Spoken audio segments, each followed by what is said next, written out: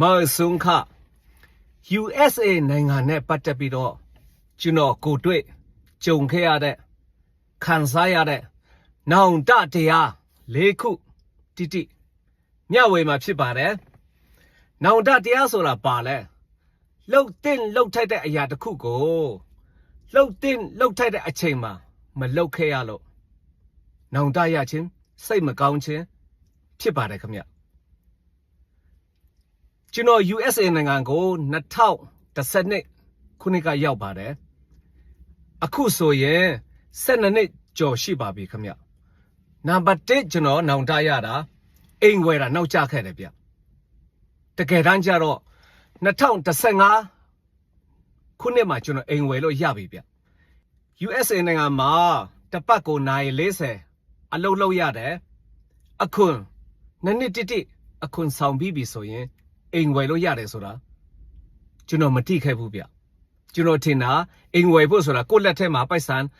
3-5တောင်းရှိမှဝယ်လို့ရတယ်လို့ထင်ခဲ့တယ်ဗျမဝယ်ရဲခဲ့ဘူးဗျဒါတကယ်ဖြစ်မှန်ဗျဘာလို့တိရတာလဲဆိုတော့ကျွန်တော်2015မှာအခွန်တော့ဆောင်တယ်ဒီ agent တွေနဲ့အစိုးရနဲ့အခွန်ဆောင်ရတယ်ဗျကျွန်တော်တို့တစ်နှစ်တစ်ခါဆောင်လဲပြီးရောကိစ္စပြီးတော့ပြီအဲ့ချိန်မှာအခွန်ကို service လုပ်ပေးတဲ့လူကကျွန်တော်မေးတယ်နင်အိမ်မဝယ်သေးဘူးလားတဲ့ကျွန်တော်အံ့ဩရတယ်ကျွန်တော်အနေနဲ့အိမ်ဝယ်ဖို့ဆိုတာကိုယ်နဲ့မဆိုင်ဘူးမဝယ်နိုင်ဘူးလို့ကျွန်တော်ထင်ခဲ့တယ်ဟာဘယ်လိုလုပ်ဝယ်လို့ရမှာလဲလို့ကျွန်တော်ပြောတာကျွန်တော်လက်ထက်မှာငွေများဆဆမှမရှိတာတဲ့သူပြောတာပိုက်ဆံရှိမှဝယ်လို့ရတာမဟုတ်ဘူးလေတဲ့နေ့မှာနှစ်စာအခွန်ဆောင်ပြီးပြီနေရ full time နဲ့အလုပ်ရှိတယ်နော်အခုနေ့ income အနေထားနဲ့ဆိုအိမ်ဝယ်လို့ရပြီဝယ်မှာလားငါတို့လှုပ်ပေးမယ်တဲ့အဲ့ဒီချိန်ကကျွန်တော်ထင်တာကျွန်တော်ကိုကျင်းထက်တယ်လို့ထင်တာသူတို့ပွဲစားခရကျွန်တော်ကိုဆွဲဆောင်နေတော့ကျွန်တော်ကထင်ခဲ့တာဗျအဲ့ဒီထင်မြင်ချက်ကတကယ်မားခဲ့တယ်သူတို့ပြောတာမှန်တယ်ဗျအခုမှကျွန်တော်ပြန်သိရတာကျွန်တော်အိမ်ဝယ်လို့ရတယ်အဲ့ချိန်မှာကျွန်တော်မဝယ်ခဲ့တဲ့အတွက်2018မှာဝယ်ဖြစ်တာဗျ3နှစ်ကျော်4နှစ်နီးပါးနောက်ကျခဲ့တယ်ဗျအဲ့ဒီအတွက်ကျွန်တော်အထူးပဲနောင်တရပါတယ်ဘာကြောင့်လဲကျွန်တော်နောက်ကျမှဝယ်တဲ့အတွက်အိမ်ရဲ့တန်ဖိုးဟာစေးကြီးသွားတယ်ဗျအဲ့ဒါကြောင့်ဒလပေးရတဲ့ဟာပိုများသွားတယ်အဲ့ဒါကြောင့်ပါခင်ဗျနံပါတ်1မှတ်ထားပါ USA နိုင်ငံမှာရောက်မယ်ဆိုရင်မိမိရောက်ပြီးနှစ်အခွန်ဆောင်ပြီးပြီဆိုရင်အိမ်ဝယ်ကိုဝယ်တက်ပါတယ်ခင်ဗျနံပါတ်1နောင်တနံပါတ်2ကျွန်တော် USA နိုင်ငံကိုရောက်တယ်သူများတွေပြောတယ် stock တွေလုပ်မယ် crypto တွေလုပ်မယ်ကျွန်တော်ကြားတယ်ကိုယ်နဲ့မဆိုင်ဘူးလို့ထင်ခဲ့တယ်ဗျငါတို့မမီပါဘူးငါတို့နားမလဲပါဘူးငါတို့တွားလို့မဖြစ်နိုင်ပါဘူး stock တို့ crypto တို့လုပ်ဖို့ဆိုတာဒီနိုင်ငံမှာတက်ကတူတက်မှအင်္ဂလိပ်စကားမွတ်နေမှဒီကွန်ပျူတာတွေကျွမ်းမှငွေအရင်နီးတောင်းချီတိမ့်ချီရှိမှလုပ်လို့ရတယ်လို့ကျွန်တော်ထင်ခဲ့တာဗျကောင်းမားပါတယ်ခင်ဗျအရန်ကိုမားခဲ့ပါတယ်ကျွန်တော်ကောင်းနောင်တရပါတယ်ခင်ဗျဒီ crypto လောက stock လောကထဲကိုကျွန်တော်2021ခုနှစ်မှာစဝင်ခဲ့ပါတယ်ခင်ဗျအရန်ကိုနောက်ကျသွားပြီဗျအဲ့ဒီချိန်မှာ Bitcoin တစ်ခုရဲ့တန်ဖိုးဟာ3000ကျော်4000နီးပါးဖြစ်နေပါပြီခင်ဗျကျွန်တော်စလုပ်တဲ့ချိန်မှာအကယ်၍ကျွန်တော်ဒါ USA နိုင်ငံစရောက်ချင်းဒီ crypto ကိုစလုပ်ခဲ့မယ်ဆိုရင်2010နဲ့2013ဝန်းကျင်မှာဆိုရင် Bitcoin တစ်ခုရဲ့တန်ဖိုးဟာဒေါ်လာ100ကျော်ပဲရှိတယ်ဗျအရန်ကိုကွာတော့ပြီဗျလက်ရှိဒီနေ့ဆိုရင် Bitcoin တစ်ခုရဲ့တန်ဖိုးဟာဒေါ်လာ8000ကျော်9000ကြားထဲမှာပြေးနေပြီဗျဘလောက်ထိနစ်နာခဲလဲဗျဒါ crypto stock နဲ့ပတ်သက်ပြီးတော့ကျွန်တော်ကောင်းနောင်တရပါတယ်ခင်ဗျအဲ့ဒါကြောင့်ချစ်မိတ်ဆွေတွေ USA နိုင်ငံကိုရောက်မယ်ဆိုရင်ဒီ stock လောက crypto လောကတဲ့ကိုဝင်ဖို့မကြောက်ပါနဲ့ခင်ဗျမိမိမှာရှိတဲ့အရင်နည်းနဲ့စလုပ်ပါမဆောင်ပါနဲ့ဒေါ်လာ50ရှိရင်50နဲ့စလုပ်လို့ရပါတယ်ဆိုတာကျွန်တော်ဘောဘနဲ့ရင်းပြီးတော့အကြံပေးလိုပါတယ်ခင်ဗျ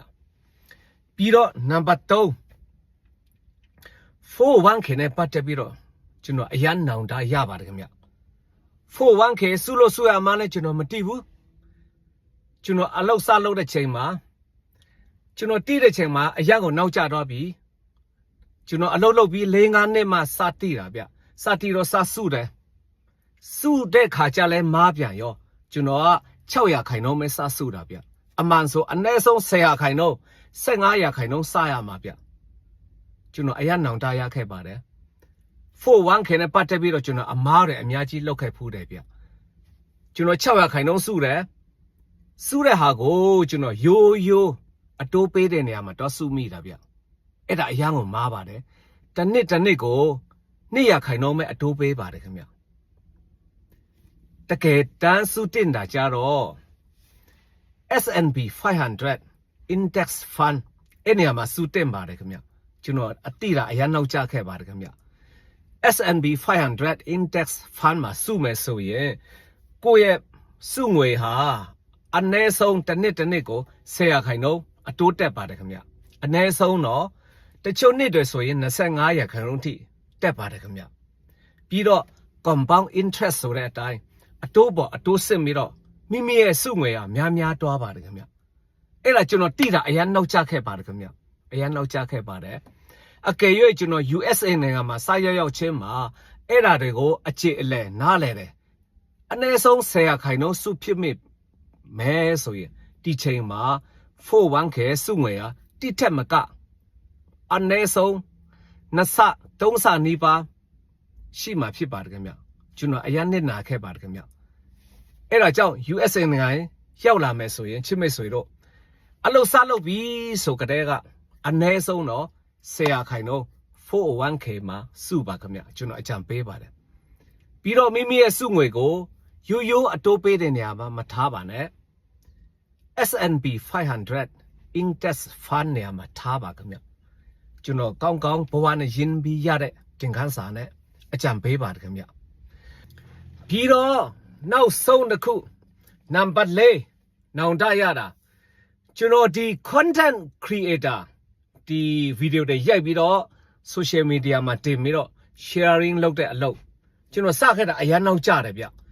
USA နိုင်ငံရောက်ပြီး10နှစ်ကြာမှကျွန်တော်စတာဗျအရန်ကိုနောက်ကျပါတယ်တကယ်တမ်းကျတော့ကျွန်တော် USA နိုင်ငံရောက်ချင်းစတင်နေဗျစတင်နေဗျနောက်ကျပြီးမှစတော့ဘာဖြစ်လဲကျွန်တော်ရတင်ရထိုက်တဲ့ follower တွေရဖို့ခဲရင်သွားတယ်ဗျပြီးတော့အတွေ့အကြုံတင်ခန်းစာတွေတင်ယူဖို့အချိန်ကအရန်ကိုနဲသွားတယ်ဗျ2013ခုနှစ်တော့ဆိုဒီမှာဗီဒီယိုရိုက်ပြီးတင်တဲ့လူအရန်နဲတယ်ဗျအဲ့ချိန်ကတည်းကစတဲ့လူအရန်အောင်မြင်နေကြတယ်ဗျအဲ့ဒီချိန်ကဆိုရင်ကျွန်တော်မှတ်မိတယ်လို့ social media မှာ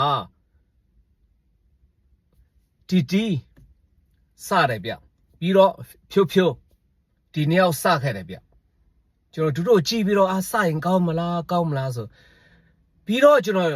ဒီမှာအရင်ရောက်နေပြီးသားတငယ်ချင်းတွေသူတို့ဒီနိုင်ငံမှာအကြောင်းလဲတက်တယ်ဗျာအင်္ဂလိပ်စကားလဲမှုတ်နေတယ်ဗျာ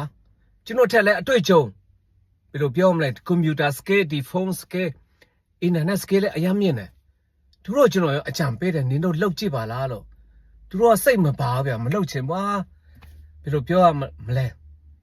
သူတို့မလှုပ်တော့ကျွန်တော်ဘာဖြစ်လဲဆိုတော့သူတို့တော့မှမလှုပ်တာငါလှုပ်ရင်ဖြစ်ပါမလားဆို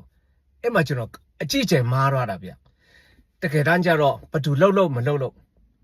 ကိုရောက်နေတဲ့အရာကိုမှရှိတဲ့အရေးချင်းနဲ့စလို့ရတယ်ဆိုတော့ကျွန်တော်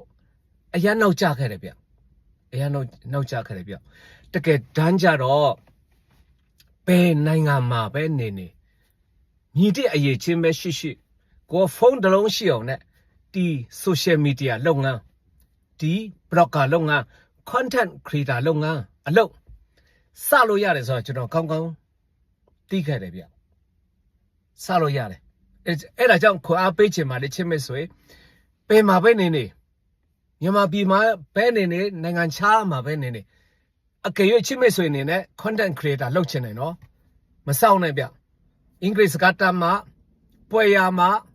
ဒီ computer skill တွေကျွမ်းကျင်မှာ video editing skill တွေကျွမ်းကျင်မှာမစောင့်နဲ့ကို့မှာဖုန်းတစ်လုံးရှိတာနဲ့တခါတဲ့ဗီဒီယိုရိုက်ပြီးတော့တင်စတကယ်ဖြစ်တယ်ဗျတကယ်ဖြစ်တယ်ဗျ အရေးကြီးတာပါလဲ authentic အရှိတရားပဲအခြေခံပါမဟန်ဆောင်နဲ့မရှိဘူးမတိဘူးအရှိကိုရှိတိုင်းရိုက်ပြဗျာအရန်ကိုအဲ့တော့မခဲရင်မို့ဗျအဲ့ဒါကြောင့်ဒီ content creator လုပ်ငန်းနဲ့ပတ်သက်ပြီးတော့ကျွန်တော်အကြီးအကျယ်နောင်တရပါတယ်10နှစ်တိနှုတ်ကြခဲ့ပါတယ်ခင်ဗျဒါပါပဲကျွန်တော် USA နိုင်ငံရဲ့နောင်တရတဲ့အရာ၄ခုချင်းမေဆွေတို့အနေနဲ့တင်ခန်းစာရဖို့ကျွန်တော်ဘဝနဲ့ရင်းပြီး sharing လုပ်ခြင်းဖြစ်ပါတယ်တခုခုလောက်တော့မယ်ဆိုရင်ကိုယ်စိတ်ထဲကနေလှုပ်တင်လှုပ်ထိုက်တယ်လို့ယုံကြည်ပြီးဆိုရင်ဘတုကမှမတိုင်ပင်ပါနဲ့ခင်ဗျရဲဝဝန္တာစတင်ပါအကယ်၍မြည်တဲ့အရာမဆိုနောက်ကျပြီးမှလှုပ်တယ်ဆိုရင်အရန်ကိုအရာရာနောက်ကျပါတယ်ခင်ဗျအရာရာနောက်ကျပါတယ်မြည်တဲ့အရာမဆိုလက်ဦးယူမှု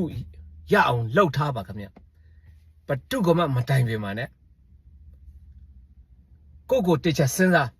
ဒီအလုပ်လုပ်တင်တာလားလုပ်တာလုပ်ဗျာလုပ်တာလုပ်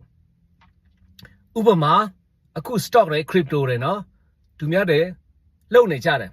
လူတစ်တယောက်အနေနဲ့ကျွန်တော်အကြံပေးချင်တာလုပ်ရင်ကောင်းမလားမလုပ်ကောင်းမလားဘတူမှမတိုင်ပင်နဲ့ခင်ဗျားတို့တိုင်ပင်သူများတွေကပြောရမယ်ဟာရှုံးမယ်ကွာပါညာချစ်မယ်ဆိုရင်လုပ်ငန်းတစ်ခုဟာရှုံးရင်ရှုံးမယ်မြတ်မယ်စဖို့တာရေးကြည့်တယ်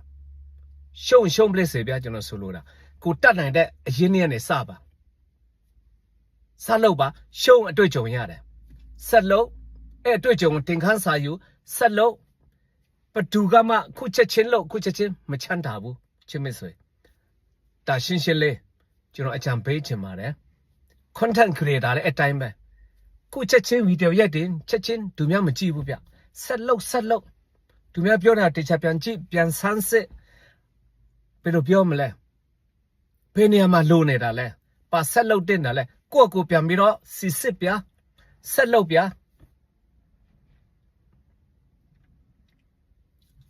ဆက်လုပ်ပြအဲ့လိုပဲအကြံပေးချင်ပါတယ်ဒီလောက်ပါပဲဒါဟာကျွန်တော်ဘဝနဲ့ရင်းနှီးပြီးတော့ရခဲ့တဲ့တင်ခန်းစာ၄ခုဗျာညီတိအရာမဆိုလှုပ်တင်လှုပ်ထိုက်တယ်လို့ယုံကြည်တယ်ဆိုရင်စပါခင်ဗျ